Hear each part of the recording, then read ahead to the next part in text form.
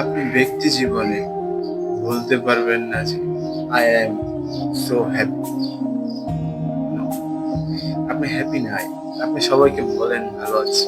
হ্যাঁ, রাস্তায় একজন যাচ্ছে, তাকে জিজ্ঞেস করলেন ভাই কেমন আছে? আপনি জিজ্ঞেস করেছেন, আপনার হাসি মুখে বলতে হবে হ্যাঁ আলহামদুলিল্লাহ আমি ভালো আছি। আপনি কেমন আছেন? উল্টা প্রশ্নটা করছেন তাকে, কিন্তু দিন শেষে আপনিও ভালো নাই, সেও ভালো।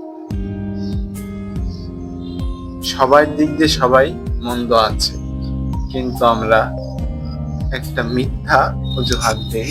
সবাই এটা, ছোট হোক বড় হোক, সবাই মিথ্যা অজুহাত আমরা দিই। অজুহাতটা কি? আলহামদুলিল্লাহ খুব ভালো আছি।